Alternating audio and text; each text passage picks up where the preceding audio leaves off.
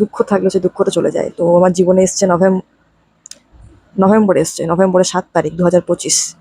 আসতে চললো আবার 1 বছর হতে চললো ওর আমার জীবনে আসা। ভীষণ ভালো লেগেছে এই গ্রাফটা দেখে আমার। क्या खूब दिखती हो, बड़ी सुंदर दिखती हो। তো এই গ্রাফ। হাই, আমি রিজওয়ানা আক্তার। তো আজ হচ্ছে আমার সেকেন্ড ব্লগ। ফার্স্টটা কিউএনএ ছিল। এই ব্লগটা একটু অন্যরকম হচ্ছে। এই ব্লগটা হচ্ছে স্টাডি ব্লগ, অর্থাৎ আমি কি পড়ছি। আর একটা বলেও দিই, আজকে দিনটা খুব হেক্টিক ছিল। প্রথমে সকাল থেকে উঠেই পড়তে বসছিলাম। আর সেকেন্ড সেমে অসিলেশন পার্টটা আছে, যারা বিএসসি করছে ফিজিক্স তারা জানে, বা যারা করছে না তারাও জানবে। 11-12 তো অসিলেশন আমরা পড়েছি, 11th এসেছে এবার। তো সেই পার্টটায় কিছুটা আছে, তারপর বাকি আরও এক্সট্রা আছে। তো তার জন্য আমি নোটস বানিয়ে বানিয়ে পড়ি। আজ হচ্ছে 4th জুন, জুন মাসের 4 তারিখ। আজ কলেজও ছিল। তো পড়ার পর তাড়াতাড়ি করে কলেজ ছুটলাম। কলেজে গিয়ে প্র্যাকটিক্যালের ব্যাপারটা কমপ্লিট হলো। ফ্লেক্সার মেথডে ইয়াং মডুলাস নির্ণয় করা, বের করা, ওটা আজ কমপ্লিট হলো। যেটা বহুদিন থেকে জমা খাতায় পড়েছিল, আজ কমপ্লিট হলো। তো হেক্টিক তো ছিল। তারপর বাড়ি এসে খাওয়া দাওয়া করে একটু রেস্ট নিলাম। তারপর আমার পড়ানো ছিল কটা থেকে, 6টা থেকে পড়ানো ছিল, সন্ধ্যা 6টা থেকে। এখন বাজছে 7টা 40। 6টা থেকে 7টা পর্যন্ত পড়ালাম। ক্লাস 10-এ পড়ানো ছিল, মাধ্যমিক দেবে তারা 2027-এ। একটা পুরো চ্যাপ্টার কম পড়ালাম 1 ঘন্টাতে। কোন চ্যাপ্টারটা? তড়িৎ প্রবাহ রাসায়নিক বিক্রিয়া। ছোট চ্যাপ্টার, বুঝেই পড়িয়েছি। নোট আমি তাদের পরে দিয়ে দিই। আচ্ছা, সে কথা বাদ দিই। এরপর আমি এখন পড়তে বসছি। অসিলেশন পার্টটা চ্যাপ্টারটা পুরোটা কমপ্লিট হয়নি। আজ আমি ড্যাম্পিংটা শুরু করেছি। তো ড্যাম্পিং বা জিনিসটা কি, কী কী ফোর্স লাগছে, ড্যাম্প ফোর্সের ব্যাপারটা, তারপর হেভি ড্যাম্পিং, ক্রিটিক্যাল ড্যাম্পিং, এই কেসগুলো এখন শুরু করব। তো দেখতে থাকুন।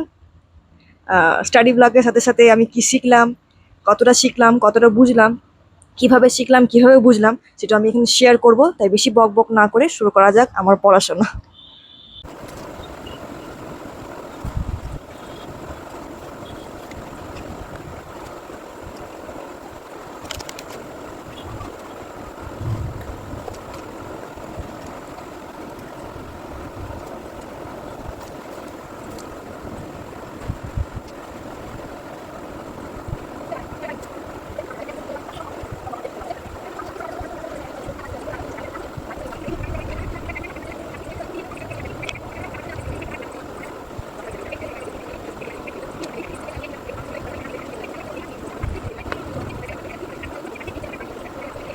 তো এখন ঘড়িতে বাজছে 9টা, রাত 9টা বাজছে। বাট আমি আজ খুব টায়ার্ড হয়ে পড়েছি, ঘুম লাগছে। কিন্তু কথা দিয়েছিলাম যে যা পড়েছি, কিভাবে পড়েছি সব বলবো। তো ড্যাম্পিং পড়লাম, কেসগুলো পড়লাম যে হেভি ড্যাম্পিং মানে কি, মানে যখন, আচ্ছা ড্যাম্পিং জিনিসটা কি সেটা আগে বলি। আহ, এই যেমন ধরুন, আহ, বোঝাচ্ছি, ভ্লগেও বোঝাচ্ছি। আচ্ছা, এটা ধরুন একটা পেন্ডুলাম।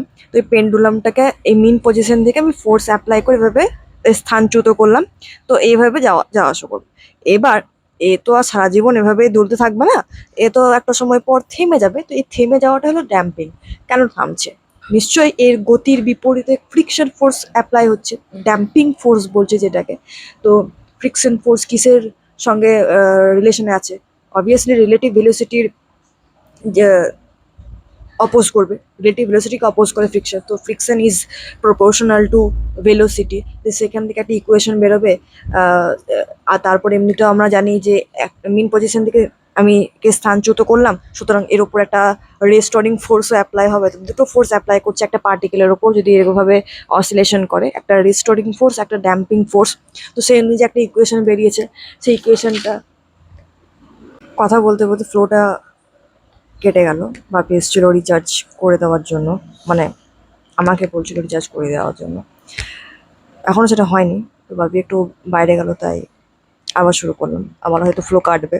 কি বলছিলাম আমার মনে পড়ছে না, তবে হ্যাঁ, ড্যাম্পিং ফোর্স আর রিস্টোরিং ফোর্স সম্পর্কে বলাবলি করছিলাম।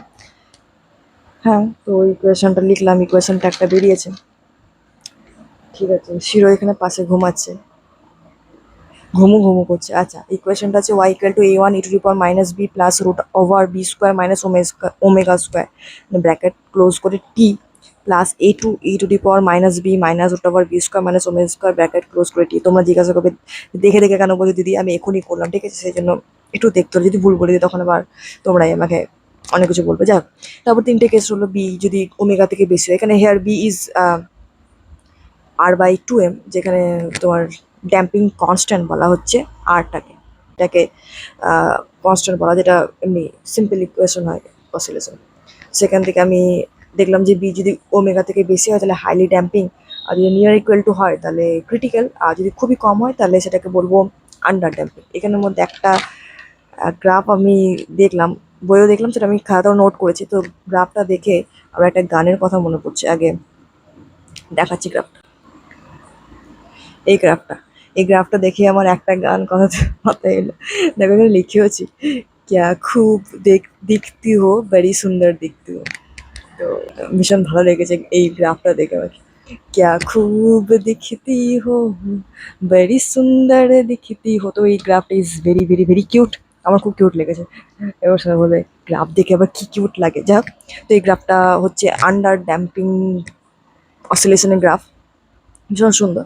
তারপর টাইম পিরিয়ড, ফ্রিকোয়েন্সি এসব বার করা শিখলাম। তারপরে কোয়ালিটি ফ্যাক্টর, পাওয়ার ডিসিপেশন, যে পাওয়ার এনার্জি যে লস হচ্ছে, একটা এনার্জি আছে, তো এনার্জিটা তো লস হচ্ছে ফ্রিকশন ফোর্সের কারণে, ড্যাম্পিং এর কারণে। তো পাওয়ার ডিসিপেশন, কোয়ালিটি ফ্যাক্টর, আর কি বললাম, আর লগারিদমিক ডিক্রিমিশন আছে, উচ্চারণে ভুল হলে ক্ষমা করবে। তো এইসব পড়লাম, আর আমি বলতে পারছি না, খুবই ক্লান্ত লাগছে। তো আজকের দিনটা খুব বেশি একটা হেক্টিক যায়নি, তবে একটু বেশি আমি ক্লান্ত হয়ে পড়েছি। রোদ গরম তো খুব, যাওয়া আসাতে একটু সমস্যা হচ্ছে। হ্যাঁ, কাল 5 জুন, 5th জুন গাছ লাগাবো ভাবছি। ফিজিক্সের ডিপার্টমেন্টের স্যার আমাদের বললেন যে গাছ লাগাও ঘরে ঘরে, কাল 5th জুন। তো কোথায় লাগাবো গাছটা সেটা বুঝতে পারছি না, তবে গাছ লাগাতেই হবে। সেটাও একটা ভ্লগ বানাবো। দেখি পাড়াতে আমার বান্ধবীদের বা বন্ধুদের বলি, তারা যদি কোনো জায়গা ঠিক করে দেয় তো তাদের সাথে গিয়েই যদি গাছটা লাগানো হয় তাহলে খুব ভালো হবে। ব্যাস, আজকে মতো এইটুকুই গল্প। আর কোনো গল্প বলার আছে কি? গল্প তো অনেক কিছুই বলার আছে।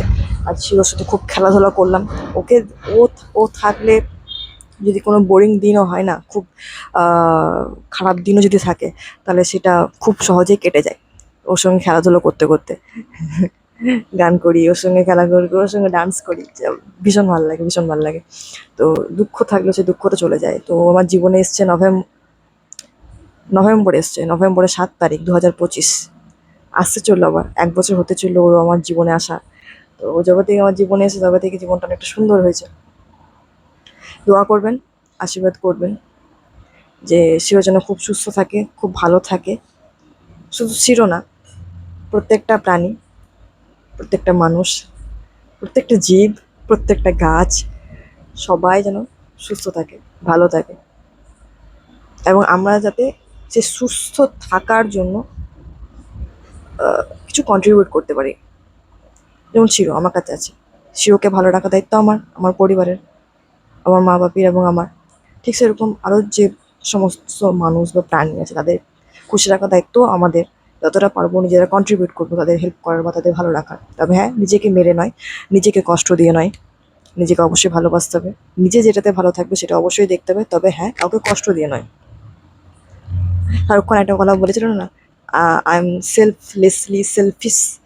সকালে উঠে যদি অন্য কারোর কথা ভাবার সময় না পাও তো না পাও, কিন্তু নিজের কথা অবশ্যই ভাবো, যে কে আমার থেকে কতটা কী হচ্ছে সেটা না দেখে আই অ্যাম দ্য বেস্ট, এটা বলতে হয়। তো আমি একটা জ্ঞান দিয়ে দিলাম। আসলে শাহরুখ খানের বড় ফ্যান তো। যাই হোক, আজকে ভিডিওটা অনেকটা বড় হয়ে গেলো, অনেক কথাও বললাম, ভালো লাগছে, অনেকটা দিনের শেষে হেক্টিক দিন শেয়ার করে ভালো লাগছে। কি আর বলবো, ভালো থাকুন, আশীর্বাদ করুন, দোয়া করুন, যাতে এগিয়ে যেতে পারি, এবং আপনারাও অনেক ভালো থাকুন, তোমরাও অনেক ভালো থেকো। যারা দেখছো, অনেক বয়সী মানুষজনই তো দেখছেন। তো টাটা।